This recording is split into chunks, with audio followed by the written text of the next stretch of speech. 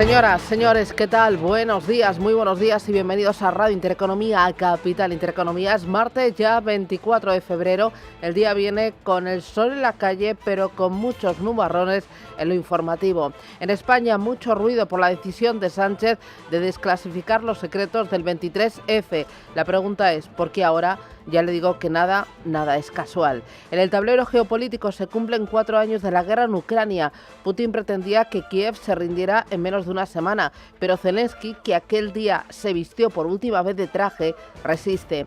Martes 24, las bolsas asiáticas vienen mixtas, los futuros americanos en verde, oro y plata con movimientos estrechos y Bitcoin con la confianza por los suelos. Activos que tienen anclada la mirada en los nuevos aranceles que ha impuesto Trump y que entran en vigor hoy mismo. La nueva tasa aplicada bajo la sección 122 de la Ley de Comercio de 1974 es del 15%, es global y tendrá una vigencia de 150 días. A partir de ahí necesitará Trump el aval del Congreso.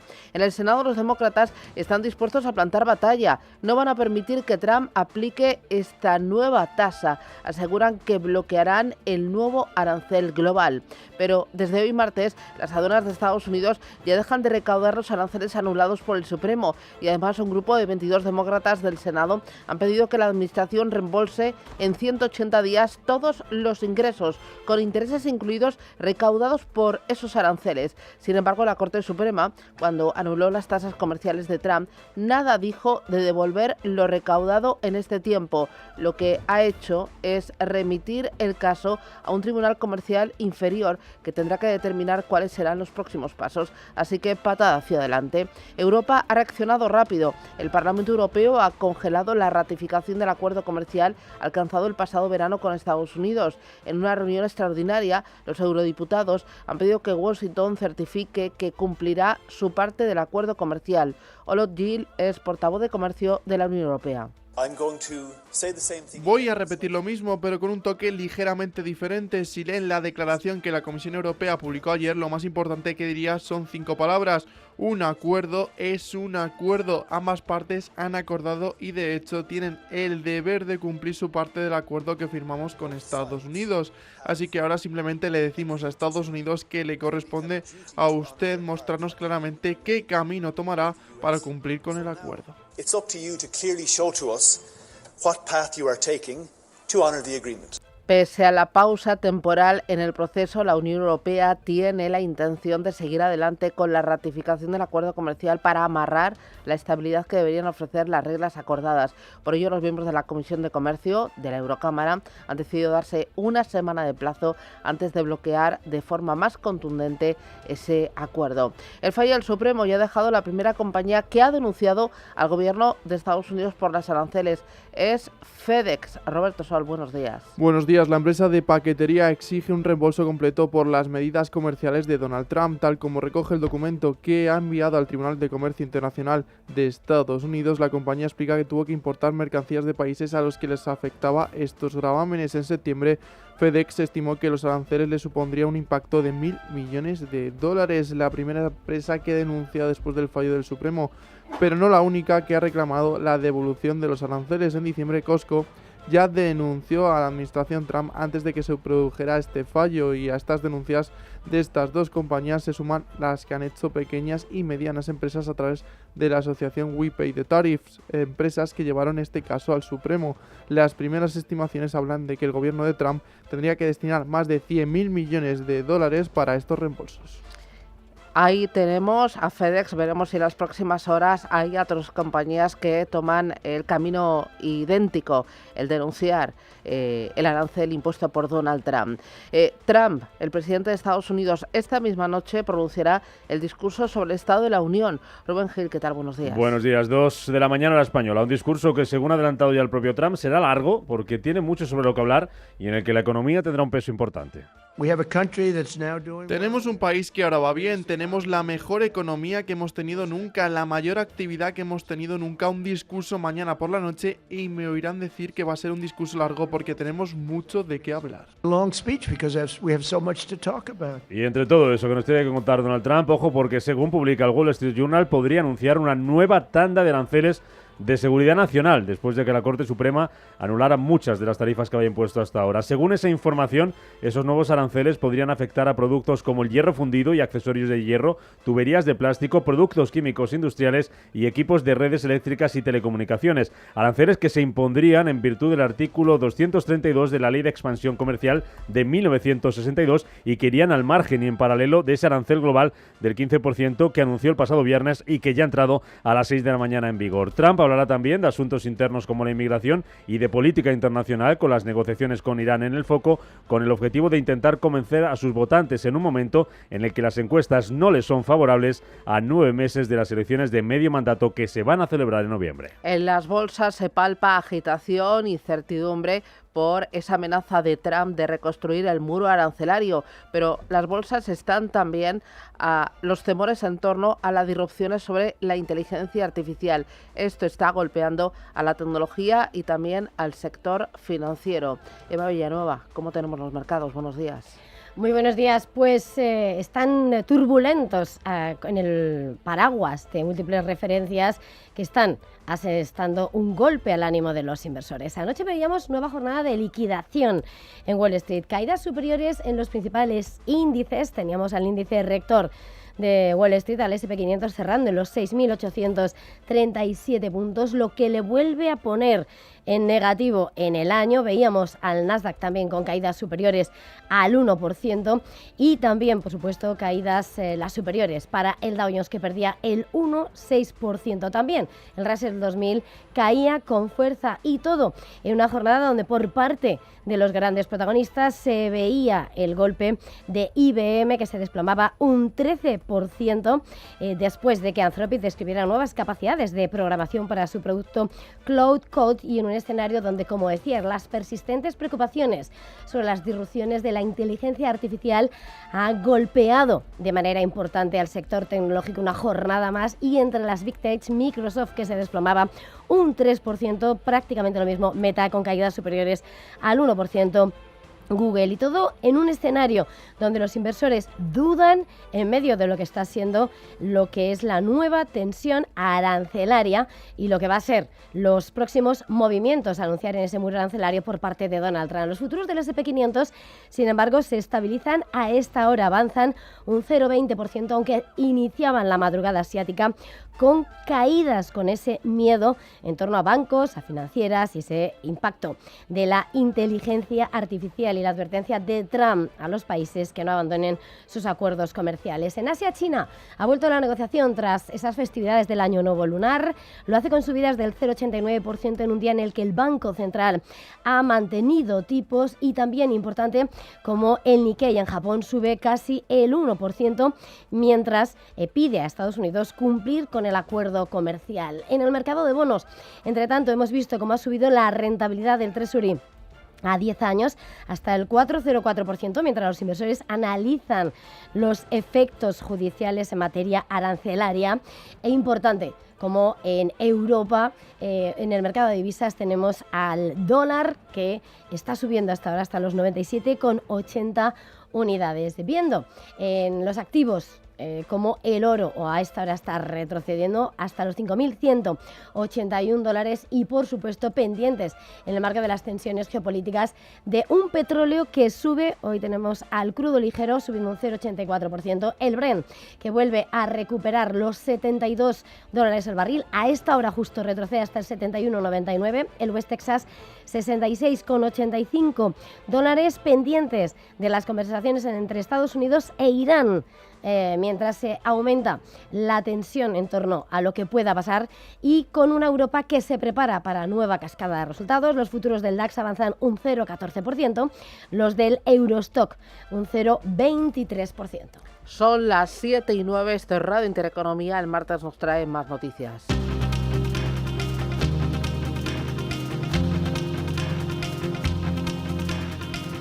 Los presidentes de la Comisión Europea, Ursula von der Leyen, y del Consejo Europeo, Antonio Costa, visitan hoy Ucrania con motivo del 4º aniversario de la invasión rusa. Los representantes de la Unión Europea llegan a Kiev sin nada que ofrecer a Zelensky tras el bloqueo por parte de Hungría al nuevo paquete de sanciones contra Moscú y también al préstamo de 90.000 millones de euros para financiar el rearme y la reconstrucción de Ucrania. Así lo anunciaba la jefa de la diplomacia europea, Kaja Kallas. Lamentablemente no hemos llegado a un acuerdo sobre el 20º paquete de sanciones y esto es un paso atrás y un mensaje que no queríamos enviar hoy.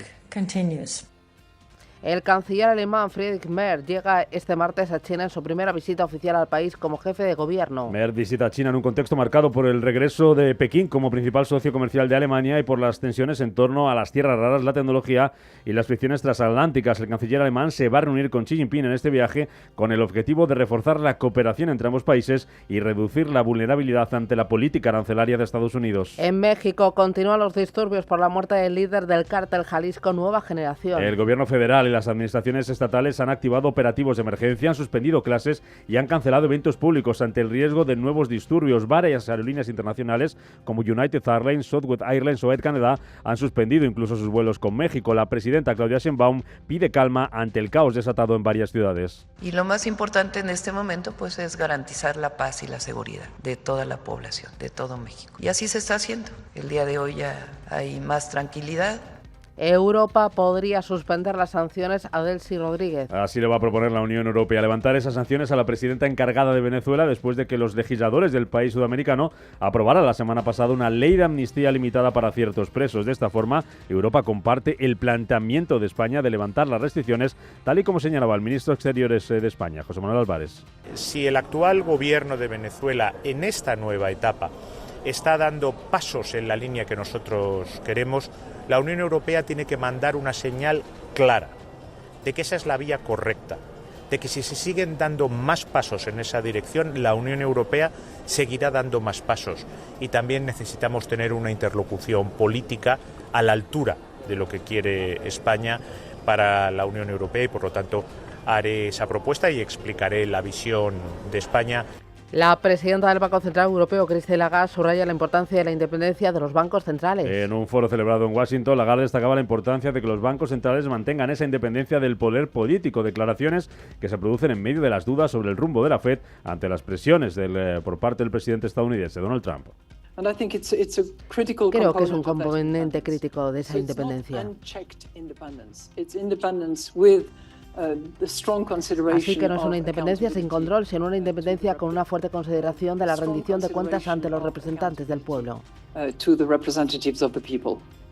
Aquí en España el gobierno desclasificará este martes los documentos del golpe de Estado del 23F. 45 años después, el Consejo de Ministros va a tomar hoy esta decisión, que será efectiva mañana miércoles, cuando se publique en el Boletín Oficial del Estado. Entre la información que se podría conocer está el sumario completo del juicio, los archivos del Centro Superior de la Información de la Defensa, las transcripciones de las grabaciones de escuchas la noche del golpe de Estado, las comunicaciones de Casa Real y Moncloa y los informes internos de movilización emitidos por las distintas regiones militares. María Jesús Montero es la vicepresidenta del Gobierno. Yo le doy la bienvenida a la desclasificación de estos documentos. Creo que el tiempo transcurrido es más que suficiente para que podamos hacer público cuáles fueron los extremos de esa investigación. Y el Partido Popular, como siempre, hace de la opacidad, de no querer que nada se conozca, de tener miedo sobre su propio comportamiento durante esos días, la tónica política. Y Partido Popular y Vox anuncian un nuevo marco negociador para formar gobiernos en Extremadura y Aragón. Los populares han presentado un documento que fija las líneas básicas que deben regir sus pactos con Vox para asegurar la estabilidad institucional y defienden que cualquier acuerdo debe basarse en el principio de coherencia programática, respeto a la proporcionalidad salida de las urnas y el compromiso de aprobar los presupuestos durante toda la legislatura. La vicepresidenta de Regeneración Institucional de los Populares, Cuca Gamarra, confirmaba además que la dirección del partido va a participar en las negociaciones con Vox en Extremadura y Aragón para facilitar los acuerdos de gobierno. Lo vamos a hacer para facilitar los acuerdos, para garantizar que se ajustan a las posiciones nacionales del partido y sobre todo también para velar por su coherencia. El mensaje de los ciudadanos, tanto en Extremadura como en Aragón, ha sido claro. Ese resultado y por tanto los ciudadanos exigen al Partido Popular y a Vox que nos entendamos en un acuerdo que tiene que ser coherente y proporcional. Es momento de mirar a los diferentes activos para tomar buena nota de lo que está pasando en este mismo instante, con los futuros, pero también con las bolsas que están activas. Empezamos por ellas, por Asia, los índices. Veo movimientos en matas estrechas. ¿Cómo tenemos a las principales bolsas de la región? Bueno, pues estamos viendo como hoy hay más liquidez, eso sí, porque recordemos, China ha vuelto a la negociación tras las festividades del Año Nuevo Lunar y lo hace con subidas por parte de Shanghái del 0,92% hasta los 4.119 puntos, mientras que el Hansen de Hong Kong pierde un 2% hasta los 26.536 puntos en una jornada en la que, por cierto, el Banco Popular ha mantenido tipos. Todo mientras el índice más amplio de acciones de Asia-Pacífico, el MSCI, fuera Japón, está en camino de esa recuperación de 7 días, avanza un 0,4%, y mientras vemos a Taiwán y Corea del Sur alcanzando niveles récord. De hecho, el Kospi surcoreano hoy sube con fuerza 2% hasta los 5.965 puntos, y en una jornada donde vemos como el índice Nikkei en Tokio sube el 0,95%, 57.363 puntos. Importante,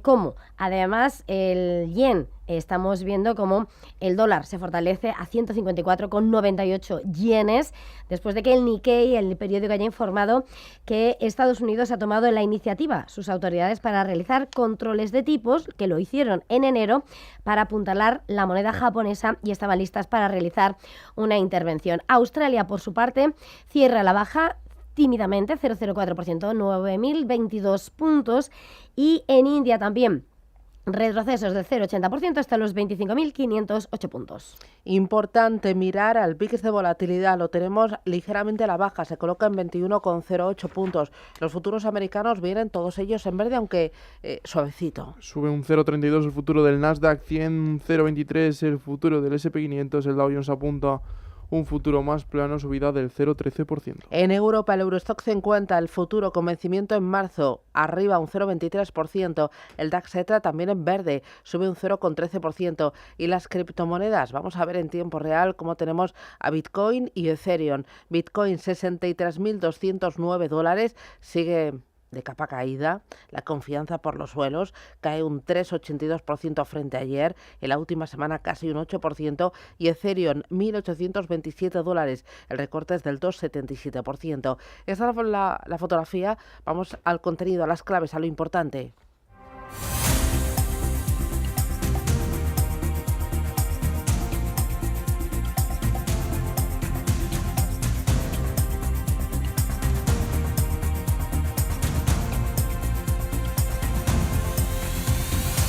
Bueno, importante, dentro de las plazas asiáticas, Japón, Taiwán, en medio de las dudas arancelarias, los gobiernos asiáticos cerraron acuerdos comerciales con Trump, estos dos países en el punto de mira. Ahora están buscando defender, igual que hace Europa, lo acordado, lo pactado entonces.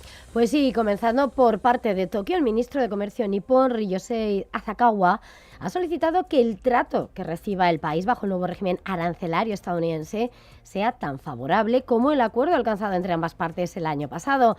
Apunta que las relaciones entre Washington y Tokio han pasado de ser rivales a socios especiales, a la vista de las amenazas compartidas de seguridad como el suministro de tierras raras de China.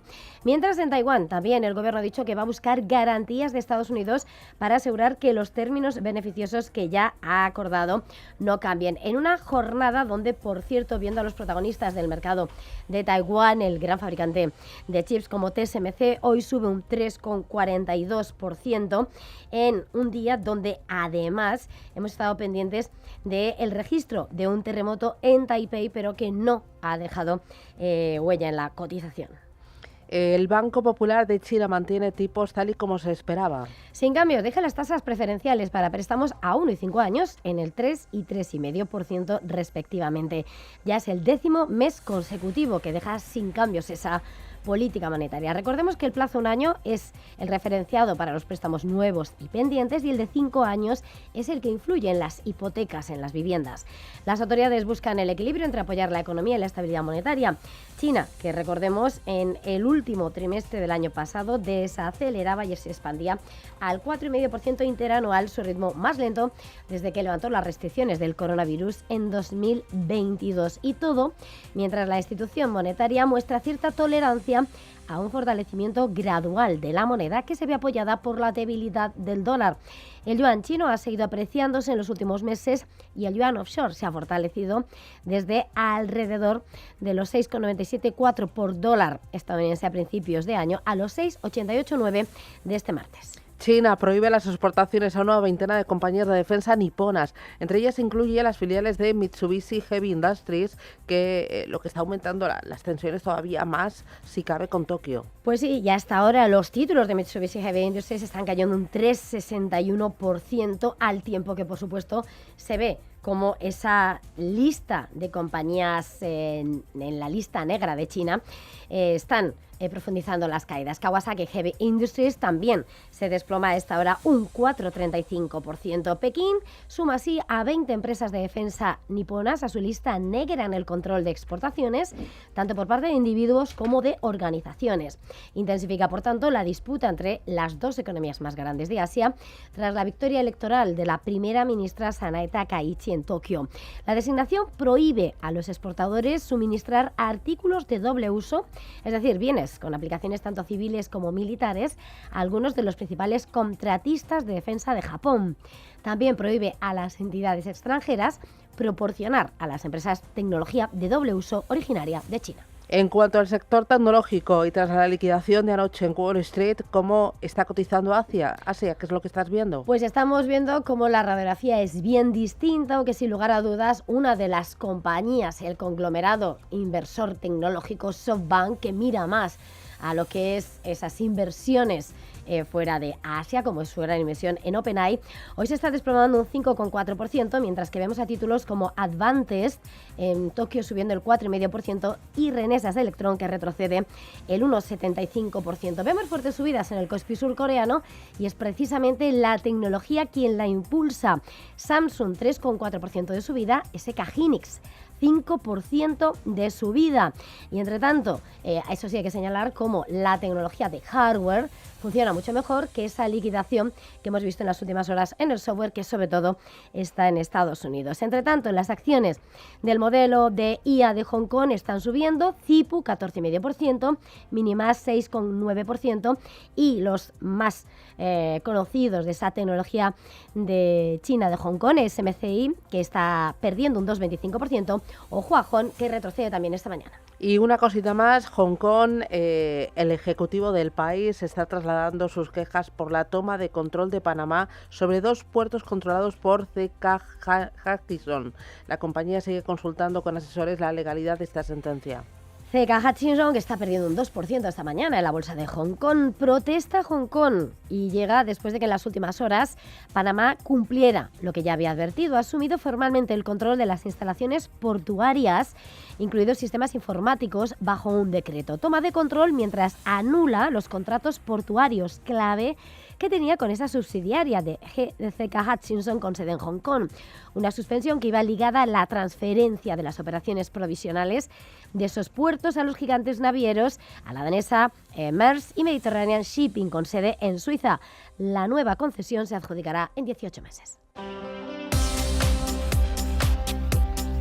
Miramos a Estados Unidos. Para hoy conoceremos la evolución de la confianza del consumidor de la Conference Bourse en febrero, la variación de los inventarios mayoristas de diciembre, el índice de precios de vivienda Case-Shiller de diciembre y además vamos a estar muy pendientes de las cuentas de Home Depot. Ayer los índices empezaron la semana en rojo, por las dudas generadas por los aranceles, caídas del 1,66% para el Dow Jones, del 1,13% para el Nasdaq y de 1 punto para el S&P 500. La incertidumbre por el uso de la inteligencia artificial sumada a los nuevos aranceles de Donald Trump provocan la mayor caída para el Dow Jones este año. Anthropic vuelve a sacudir a los mercados. La compañía de Darío Amodei anuncia que su herramienta Cloud Code puede modernizar COBOL, que es el sistema de programación que archiva y maneja grandes volúmenes de datos. Es utilizado por el 95% de los cajeros automáticos de Estados Unidos. El anuncio a través de un blog ha vuelto a provocar el pánico en las compañías de software que ejecutan dicho sistema. La más perjudicada ha sido IBM, cuyos títulos se han desplomado un 13%, aunque la caída se ha extendido a la mayoría del sector. Accenture bajó más de un 6%,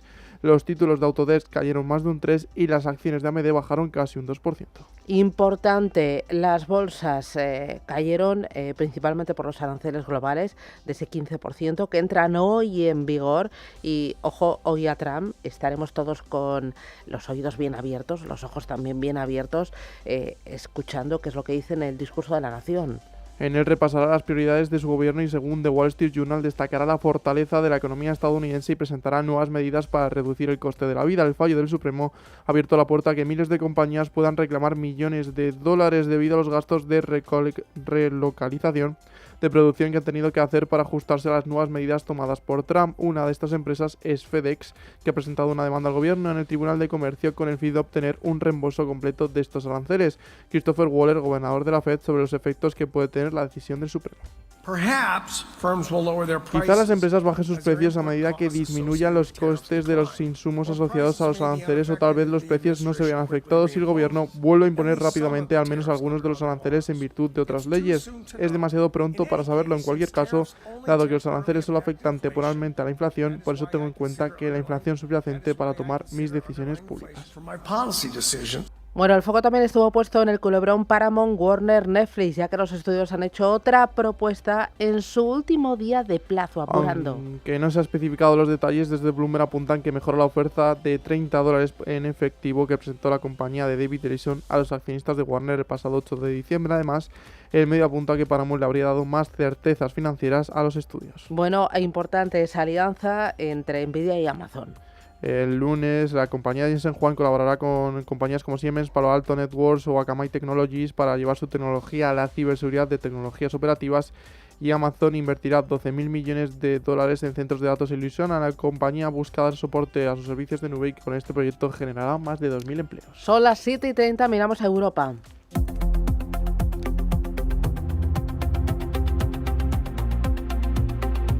Bueno, Ángeles Lozano, ¿qué tal? Muy buenos días. Muy buenos días. Y vienes con las manos cargadas. Pues sí, acabo de llenarlas ahora mismo, porque están recientísimos los resultados de Telefónica en la página de la CNMV. Beneficio neto ajustado por operaciones continuadas se sitúa en 2025 en 2.122 millones de euros, con una caída interanual del 19%. Ojo al cuarto trimestre, ese beneficio neto ajustado es de 405 millones, retroceso del 26% interanual. Si nos fijamos en los primeros comentarios que ha lanzado la operadora a la CNMV, habla de un crecimiento de los ingresos del 1,5%, que el EBITDA ajustado crece un 2%. Confirma el dividendo de 0,30 euros por acción en efectivo, pendiente el pago de 0,15 en junio de 2026. Dice que en el cuarto trimestre se ha acelerado el crecimiento en todas las métricas, que tiene una fuerte posición en mercados sólidos de alta calidad y que sigue adelante el plan estratégico 2026-2030, que busca un crecimiento rentable para crear valor al accionista y ser una operadora europea de referencia mundial. Les recuerdo ese beneficio neto ajustado, 2.122 millones en 2025, caída del 19%, en el cuarto trimestre 400 millones, pierde un 26%. Para hoy, ¿alguna otra cosita más, además de Telefónica? Ministro de Economía, Carlos Cuerpo, que comparece ante la comisión correspondiente del Senado para dar cuenta de la situación actual de la economía española. También estamos pendientes de los resultados de Endesa y hemos conocido que el beneficio neto de Metrovacesa en 2025 fue de 57 millones de euros frente a los 16 del ejercicio 2024. Bueno, y la bolsa logrando máximos al filo de los 18.300 pese a la crisis arancelaria. Hoy con Alexis Ortega, profesor en la EA Business School. Alexis, ¿qué tal? Muy buenos días. ¿Qué tal, Susana? Muy buenos días. Oye, el tema arancelario de Trump, esos aranceles globales que entran hoy en vigor para todo el planeta del 15%, ¿qué efecto están teniendo en bolsa, bonos, en dólar, en los diferentes activos? Bueno, la verdad es que ha generado un pequeño caos. De momento las bolsas americanas sobre todo han reaccionado a la baja. El dólar de alguna manera se ha fortalecido, pero muy marginalmente. Prácticamente con el euro lo tenemos alrededor de los 1,18, aunque a la apertura de hoy ya se ha situado otra vez por debajo de los 1,18, los bonos se han reducido. Lo único que pasa es que yo creo que es un problema, más que directamente en los mercados, un problema de volver otra vez al punto de partida. 10 meses más tarde, prácticamente estamos como estábamos antes del día de la liberación, es decir, con el inicio otra vez de un proceso de negociaciones y unos países pidiendo de alguna manera que se respeten esos meses de negociación de aranceles que ahora han quedado prácticamente en el aire. ¿Tú crees que va a haber una mayor tensión en los próximos días o el mercado es inmune? Hoy esperamos el discurso de Trump, el discurso del Estado de la Unión, la economía va a estar en su punto de mira, pero los mercados parece que han logrado esquivar siempre el ruido político. De momento los mercados, la verdad es que siguen en modo quizás anestesiados con toda la cantidad de problemas que están existiendo ahora mismo en el mercado, puesto que ahora el tema arancelario ha vuelto otra vez a ponerse sobre la mesa. Vamos a ver qué nos dice hoy Donald Trump, que con qué cuestión va a salirnos ahora para revolver otra vez el mercado. Lo único que pasa es que ahora, a diferencia de lo que ocurría en abril, nos encontramos con un mercado que en aquellos momentos pues, era prácticamente muy positivo con la inteligencia artificial y ahora prácticamente estamos en una seria duda en la viabilidad de la inteligencia artificial.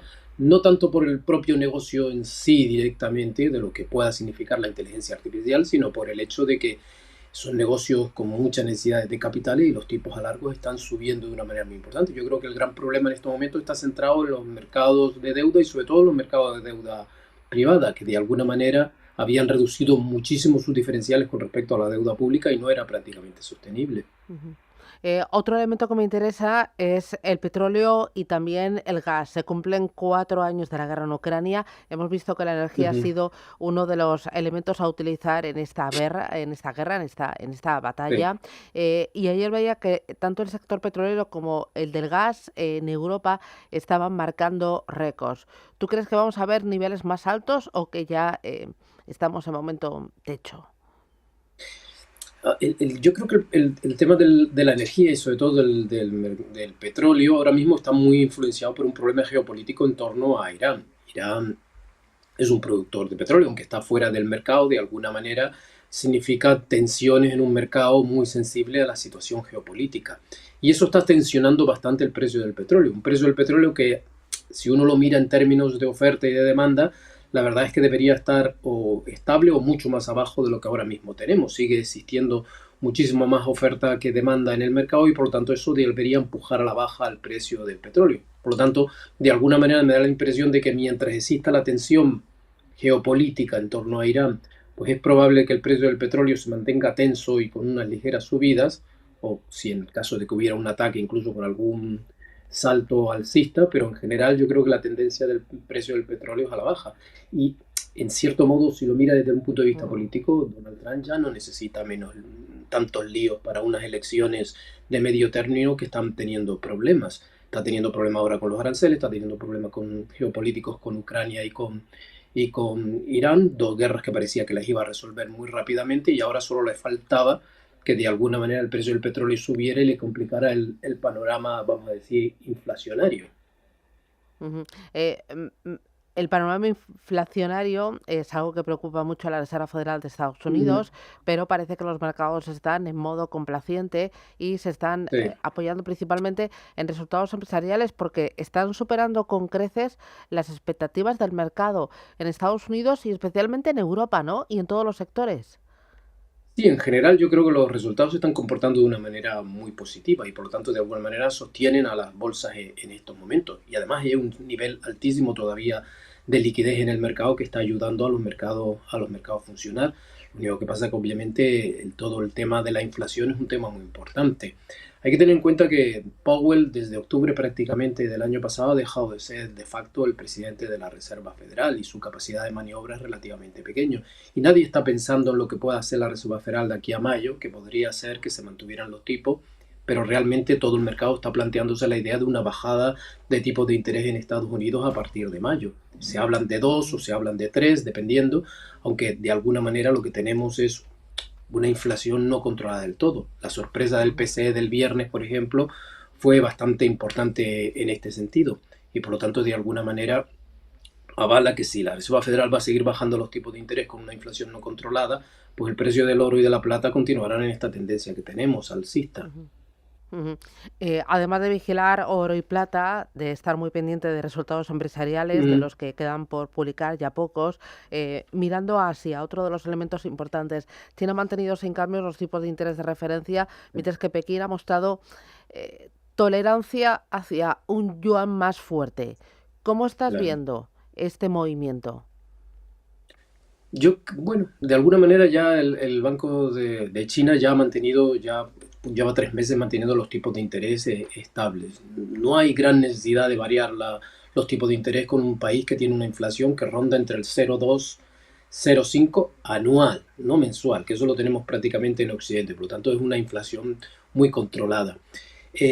Yo creo que después de 10 meses de negociaciones, después de todo lo que ha ido pasando, lo lógico en estos momentos es que Donald Trump hubiera elegido el mecanismo más corto para resolver los problemas de su balanza comercial, y no es poner aranceles, es debilitar al dólar.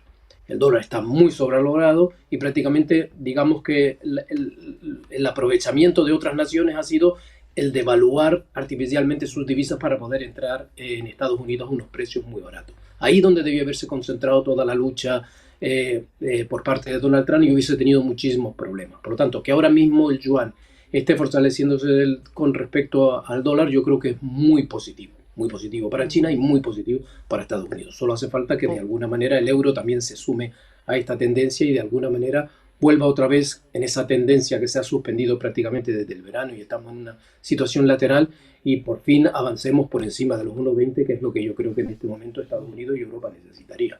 Muy bien, pues Alexis Ortega, desde la EA Business School, gracias por ese análisis. Cuídate mucho, que tengas un buen día. Gracias, hasta la próxima. Justo a las 7:30 de la mañana les contábamos los resultados de Telefónica, los acaba de remitir a la Comisión Nacional del Mercado de Valores. Les dábamos un par de titulares con las cifras más importantes, pero ya tenemos el comunicado conjunto con todas las claves y, Ángeles, no son buenos. No son buenos. Yo les hablaba de un beneficio neto ajustado de operaciones continuadas de 2.122 millones de euros en 2025, una caída del 19%, pero vamos ahora al neto. Resultado negativo, es decir, pérdidas de 4.318 millones de euros en 2025, números rojos de 4.318 millones de euros en 2025. Dice que esto se debe a los costes de reestructuración y al deterioro de determinados activos, también por el impacto de las desinversiones en Hispanoamérica. En concreto, dice que han impactado factores no recurrentes como los costes de reestructuración por el ajuste de plantilla y el deterioro de determinados activos. Eso ha conducido a pérdidas anuales de 2.049 millones de euros, a las que hay que sumar las minusvalías derivadas de las desinversiones realizadas en Hispanoamérica, que han sido de 2.269 millones de euros. En definitiva, si sumamos esas dos cantidades, las pérdidas para Telefónica son de algo más de 4.300 millones de euros en el pasado año. Vamos con prensa internacional en la tertulia de Capital Intereconomía. Hoy con Carlos Arenas, con Gonzalo Garnica y con Juan Rivera tendremos la oportunidad de ver estas cuentas que ha presentado Telefónica y otros muchos más asuntos. Vamos con los periódicos. Empiezo con Expansión. Endesa dispara a 5.500 millones su inversión en redes. El grupo prevé cifras récord en España para su nuevo plan de 2026 a 2028. Iberdrola enfila beneficios históricos con su rotación de activos. BBVA ficha en JP Morgan y HSBC para acelerar en Oriente Medio. El banco incorpora 2 directivos con sede en Dubái para crecer en la región. Entrevista al presidente de Mercedes-Benz. La política en la Unión Europea ha sido una gran carga para el motor frente a China. Vamos ahora con el diario 5 Días. El gobierno lanza un decreto para ganar capacidad eléctrica y salvar inversiones. Cuenta que Economía reactivará las cuentas de ahorro que no gravan las ganancias. El Ejecutivo quiere dar etiqueta europea a los Sialp, que es un producto exento de IRPF con una inversión límite de 5.000 euros al año. Archivado el caso contra CaixaBank por blanqueo de dinero de la mafia china, y BBVA abandonará el Consejo de Telefónica por el nuevo equilibrio accionarial. Y en el diario El Economista, jubilarse parcialmente requerirá el consentimiento de la empresa. El Supremo rechaza que la firma esté obligada a concederla. Telefónica pacta la salida del consejero de BBVA tras 26 años en el puesto. El banco no alcanzaba el 6,7% exigido ahora. Talgo desarrollará un tren de alta velocidad en 2030 que sustituye al Abril. Y Culmia y MEAC destinan 400 millones para alquiler asequible. La plataforma de ambas entidades se utilizará con una fórmula pública privada. La contraportada del diario El Economista, el Intercity, el club de fútbol que cotiza, se pasa a la compra de oro. Cuenta que el presidente del equipo alicantino, Salvador Martí, que convirtió las cafeterías Banadi en una tesorera de bitcoins, repite ahora la jugada con el metal precioso. Vamos ahora con prensa nacional e internacional. Roberto. El País señala en su portada que el PP exige a Vox el apoyo anual a los presupuestos para pactar. El Mundo, por su parte, destaca que Feijóo presenta su marco para gobernar con Vox toda España. La Razón destaca en su primera página que el entorno del rey Juan Carlos resta importancia a los documentos del 23F. Y acabamos con la portada de ABC. Adif se llevó pruebas del accidente en Adamut sin permiso judicial. Vamos ahora con la prensa internacional. The New York Times. La violencia disminuye, pero México sigue en vilo tras el asesinato de un jefe del cártel.